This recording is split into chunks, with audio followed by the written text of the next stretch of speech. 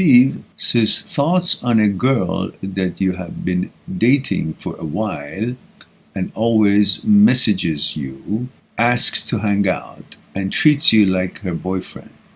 But she doesn't want to commit and be an official label. Thoughts? Yeah, why would you want to be boyfriend of a girl who doesn't want to consider you as her boyfriend? Why should you? You just be friend too. Just get a control of that thingy that is ruling your mind, has taken over, doesn't let you actually evaluate her and qualify her, see if she's qualified or not. Just suddenly she's qualified just because your desire says so.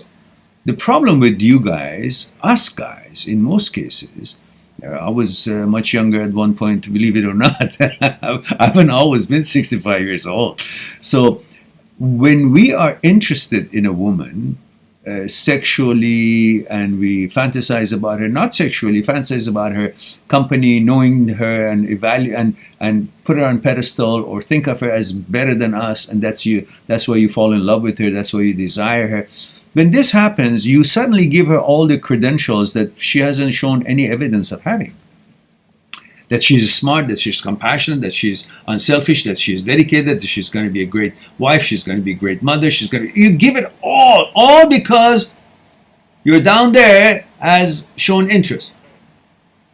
What does your desire have to do with the quality and qualifications of a person that you are having this, interest in?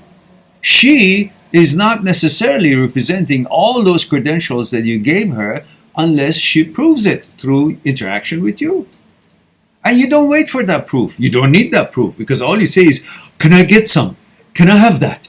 And as long as she is the one that I can have that and feel that way, then she can shit on my head. She can be whatever she wants. That beauty that I see that she's all dewed up and we go out, that represents her smarts and speciality and that she's right in everything. She says, no, it's not true. You're under the influence of your desire. Because if you put that aside and look at her as what is she bringing into your life, what is she bringing to the table, what is she going to be contribute to this relationship? Is it her education? Is it her understanding? Is it her experience? Is it her compassion? Is it her loyalty? Is it her trust? Is it her organization skills? Is it her ambitions? Is it her loyalty? Did I say loyalty? Well, we'll see two times. It's very important. Did she bring? What did she bring? What is she bringing? Because you know what you are bringing. You're bringing everything you got. Your education, your dedication, your job, your money, your ability to provide, your devotion, your all that you're bringing because you think that's what it takes in order to interest her. What is she bringing? Are you asking the same things that you're bringing in from her?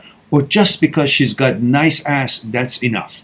Because if that's what your point of reference, your qualification standards, you're fucked. It's not going to work. Why? Because there will be time that through the exercise of life and challenges of life, in that relationship, you will see that she's not contributing as what you thought she's equipped to contribute. The intelligence is not there. The proper judgments are not there. The compatibility is not there. The devotion is not there. The responsibility is not there. The sacrifices are not there. The ambitions is not there. The efforts and affection that needs to be there is not there. Is sharing the duties is not there.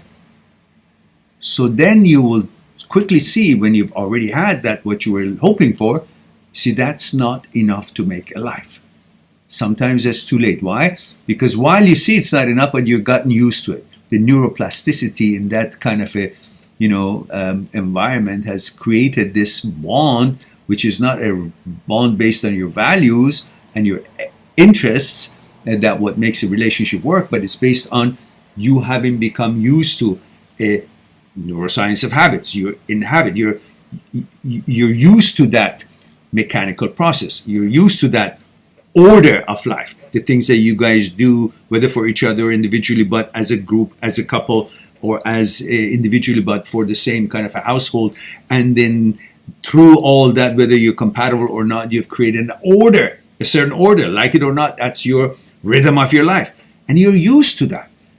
And then you have a hard time breaking up because you can't break up the order. It's not that you can't live without her. You can't live without that rhythm. That's the problem.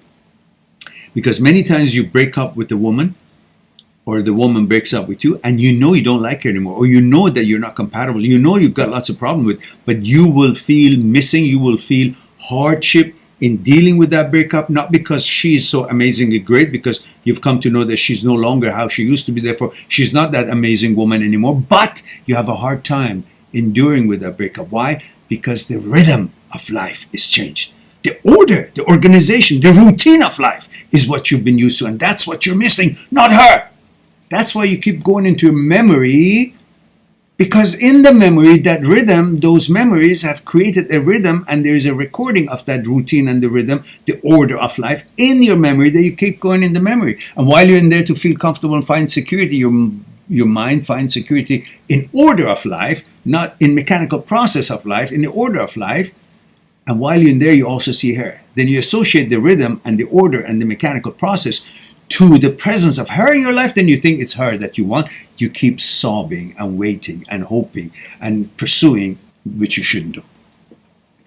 And you think you got to have her back. No, you want your routine. So start a new routine. Start new mechanical processes, new hobbies, new things that interest you, new accomplishments, new goals. And through that, you will create a new routine, new rhythm, new order. And when the order is there, mind finds its security in the order. No longer is like a gypsy looking around, and it wouldn't be going into the memory to find that security, because that order exists itself in record in the memory, and then at the same time won't be meeting her in the memory, so you wouldn't be missing her. And your whole life changes to a new rhythm, new order, and then new friends and new associations and new girlfriend and new relationships and so on.